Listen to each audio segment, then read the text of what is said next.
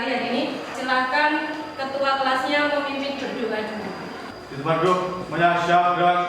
Berdoa mulai. Berdoa selesai.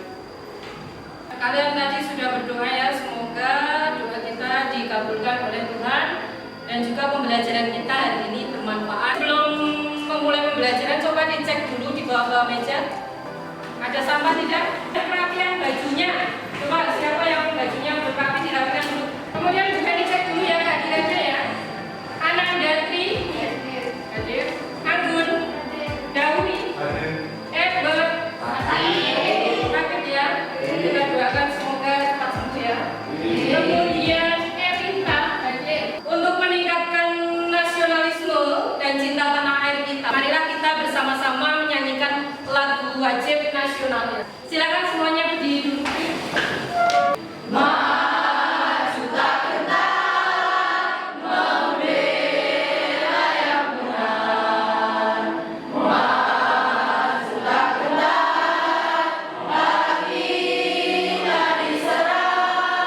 Masih ingatkah kalian dengan pelajaran kita minggu lalu? Coba siapa ini yang masih ingat?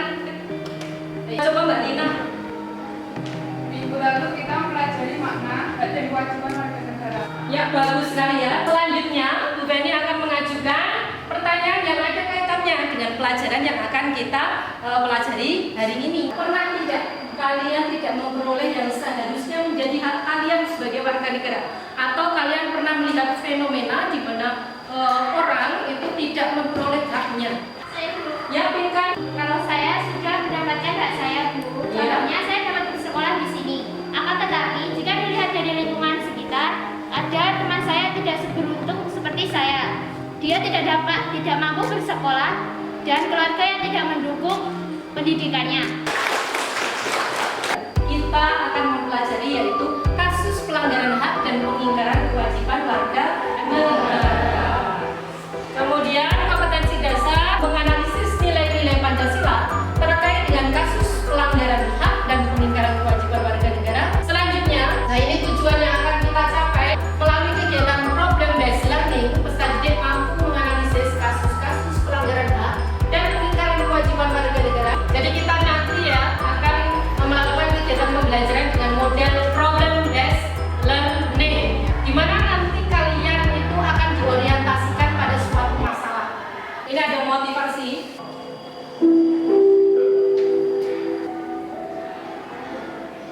Dimana itu menginspirasi kita untuk menghargai dan menghormati ibu. Dengan cara apa yang kalian bisa lakukan hari ini? Giat belajar, ya, patuh terhadap orang tua. Sebelum masuk ke pembelajaran, Bu Beni akan mengadakan pretest dulu dengan kuisis ya.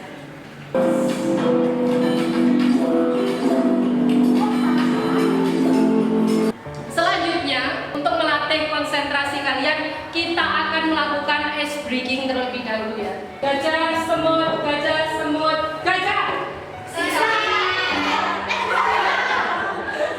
Kalau gajah, tetap kalian bicaranya besar, tetapi menunjukkan gajah, semut, gajah, semut.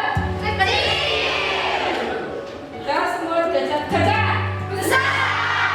Ya, sip ya, sudah konsentrasi luar biasa. Berikan aplaus untuk kalian. Sekarang kita masuk ke materi. Coba ini kalian lihat ya, amati gambar ini. Apa itu? Gambar apa itu? Anak kecil yang mengemis di jalan. Kira-kira anak seusia seperti itu ya, segitu. Itu seharusnya hak dia itu apa? Sekolah. Jadi dia tidak memperoleh haknya. Selanjutnya ini apa ini?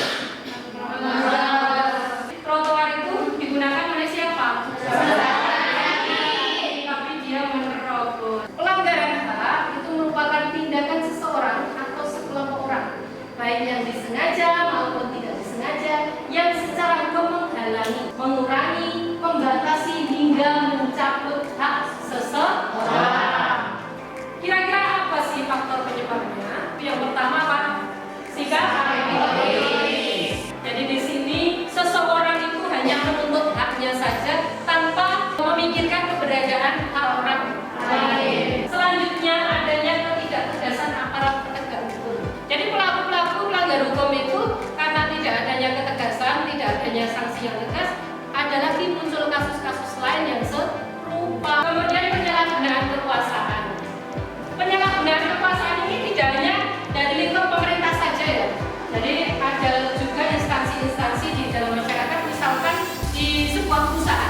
Di sebuah perusahaan itu juga sering sekali terjadinya pelanggaran hak dan pelanggaran kewajiban. Silakan disaksikan videonya. Aksi demo hingga pembakaran ban di depan halaman kantor PT Perdagangan Nusantara dan penutupan kantor dilakukan karyawan sebagai bentuk kekesalan mereka karena hingga akhir bulan ini gaji mereka tak kunjung dibayarkan. Video tadi merupakan pelanggaran hak atau pengingkaran kewajiban. Bagus sekali ya. Jadi itu merupakan pelanggaran hak. Coba kalian cermati tadi ya. Kira-kira faktor penyebabnya apa? Penyalahgunaan. Ya benar sekali ya. Penyalahgunaan kekuasaan yaitu dari para pengusaha yang tidak memperdulikan hak karyawan atau buruhnya. Selanjutnya, silakan berkumpul dengan kelompoknya masing-masing. Sudah berkumpul dengan kelompoknya masing-masing? Sudah. Oke ya, Bu Feni cek dulu suaranya ya. 12 akuntansi 1.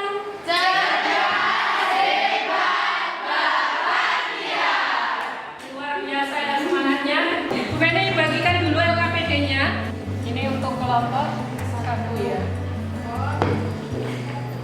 Tiap-tiap kelompok menganalisis suatu kasus. Kalian mencari penentuan masalah, kemudian akar penyebab masalah tidak sesuai dengan sila keberapa di dalam Pancasila. Kemudian siapa yang bertanggung jawab dan kalian bisa mengembangkan solusi yang kalian tawarkan terhadap permasalahan tersebut. Kemudian setelah kalian menganalisis, nanti juga Feni menginginkan kalian untuk membuat mind map. Ya. Jadi hasil analisisnya itu poin-poinnya itu dibuat mind map, kemudian dipresentasikan ke depan. Pelanggarannya itu tidak sesuai dengan sila keberapa. Kemudian apa lagi? Siapa yang bertanggung jawab gitu ya? Solusi yang kalian tawarkan. Silakan. Masalahnya tentang pencemaran nama baik ya tidak sesuai dengan sila keberapa? 2. Bagus. Dicari solusinya, dilanjutkan ya. Gimana? Ada kesulitan tidak? Ya. Nanti kalau ada kesulitan ditanyakan ya.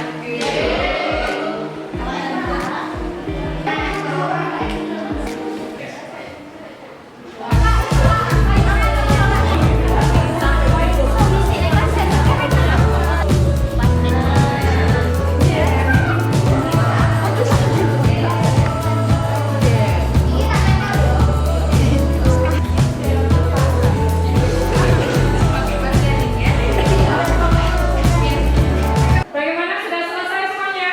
Sudah. Oke ya. Berarti kita waktunya presentasi depan ya. Ya silakan untuk kelompok 1 dulu yang maju ke depan. Solusi dari kasus ini ialah yang pertama memberikan edukasi kepada orang tua tentang pentingnya suatu pendidikan bagi anak. Yang kedua, apabila orang tua tidak mampu membiayai, maka pemerintah wajib membantu biaya pendidikan tersebut. Apakah ada yang ingin mengajukan pertanyaan? Mengapa faktor ekonomi dianggap sebagai penyebab utama meningkatnya angka putus sekolah? Apabila ekonomi seseorang saja tidak tercukupi, otomatis untuk makan pun susah. Jadi bagaimana cara kita untuk membayar biaya pendidikan tersebut? Adakah faktor lain selain faktor ekonomi yang menjadi penyebab meningkatnya angka putus sekolah? Faktor keluarga dan lingkungan. Selain itu, pergaulan bebas juga akan mempengaruhi anak putus sekolah. Mari kita pergantian kelompok yaitu dengan ice breaking. Tangan diputar-putar, bertepuk tangan diputar-putar, peganglah bahu. Tangan diputar-putar, peganglah lutut. Kita bergeser, kita bergeser, kita bergeser. Yang pertama, memberikan sosialisasi dan edukasi kepada masyarakat.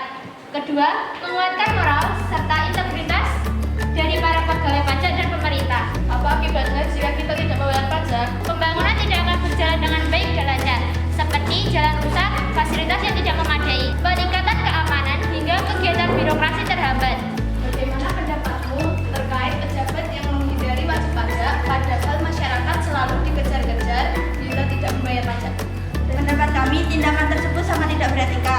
Sebagai pejabat, kita harus memberi contoh jadi warga negara yang benar dengan bayar pajak kepada negara. Tangan diputar-putar, peganglah lutut. Kita bergeser, kita bergeser, kita bergeser. Sebab timbulnya permasalahan dari kasus pembunuhan Brigadir Z adalah menyalahgunakan kekuasaan dan kewenangannya.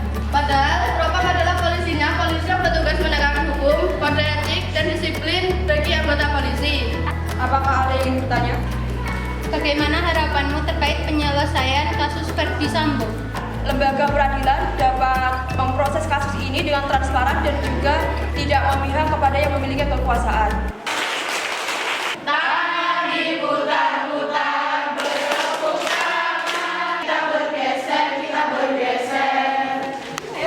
Polres Gunung Kidul telah menilang 1.235 pengendara yang melanggar lalu lintas. Orang tua harus ikut berperan serta dalam mencegah terjadinya pelanggaran lalu lintas. Mungkin ada yang ingin memberi tanggapan atau pertanyaan? Ya, jadi saya akan menanggapi pelajar yang belum memiliki SIM termasuk melanggar lalu lintas. Akan tetapi di sini transportasi sangat terbatas, terutama di daerah terpencil. Bagi yang rumah jaraknya jauh, menggunakan sepeda motor merupakan solusi utama cepat sampai di sekolah. Jadi ini masih jadi dilema bagi kita.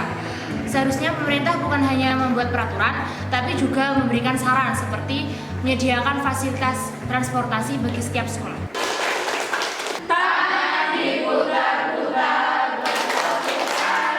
Faktor penyebab timbulnya permasalahan tersebut adalah sikap egois dan kurangnya kesadaran berbangsa dan bernegara. Kalian tadi sudah presentasi semua ya. Kelompok pertama tadi yaitu terkait banyaknya anak yang putus sekolah, di mana di situ merupakan pelanggaran hak warga negara.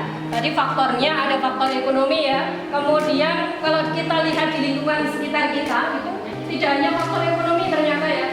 Ada faktor keluarga, kemudian ada faktor lagi yaitu pergaulan bebas yang menyebabkan anak putus sekolah. Dari presentasi kalian tadi ada kelompok ini ya yang paling menonjol ketika presentasi ya. Berikan aplaus untuk kelompok 1.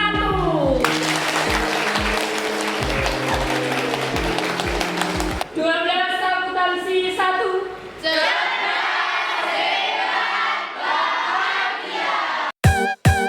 Siapa yang berani menyimpulkan pembelajaran kita pada hari ini? Ya, Mbak Suci sama Mas Dauri. Banyak kasus pelanggaran hak dan pengingkaran kewajiban di Indonesia. Di antaranya, banyak anak putus sekolah, rendah kesadaran membayar pajak, adanya kasus pembunuhan Brigadir J, kasus pelanggaran lalu lintas, dan pencemaran nama baik. Banyak faktor yang menyebabkan pelanggaran hak dan pengingkaran kewajiban warga negara. Di antaranya penyalahgunaan kekuasaan, sikap egois, kurangnya kesadaran berbangsa dan bernegara, ketidaktegasan aparat penegak hukum. Bu Feni akan menambahkan kesimpulan bahwa pelanggaran hak warga negara dengan pengingkaran kewajiban warga negara itu saling terkait. Jadi, bagaimana solusi untuk meminimalisir terhadap pelanggaran hak itu? Yaitu dengan cara menjalankan kewajiban. Coba siapa yang berani untuk merefleksi pembelajaran dari ini? Nanti Bu Feni kasih nilai tambah. Saya Bu. Iya, silakan pinkan. Bagaimana teman-teman pembelajaran hari ini menyenangkan tidak? Pembelajaran ini sangat menyenangkan, di mana kita dilatih untuk memecahkan permasalahan. Kemudian dalam pembelajaran ini disajikan sebuah video terkait kasus pelanggaran hak dan pengingkaran kewajiban. Ada ice breaking yang menarik dan menyenangkan, membuat kita semangat dalam belajar. Secara keseluruhan sudah menguasai semua materi dalam pembelajaran ini. Untuk selanjutnya kita harus lebih bersikap responsif dan proaktif terhadap pelanggaran hak dan pengingkaran kewajiban. Untuk link yang sudah Bu Feni kirim via grup, diklik kemudian dikerjakan, atau kalian bisa scan ya itu barcode-nya.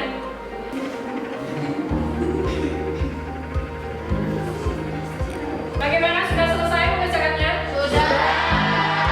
Bu Feni akan menyampaikan untuk materi pembelajaran kita berikutnya tentang perlindungan dan penegakan hukum di Indonesia. Untuk menutup pembelajaran kali ini, silakan Mas Dauri untuk memimpin berdoa. Teman-teman duduk, semuanya siap berdoa. Berdoa mulai. Berdoa selesai.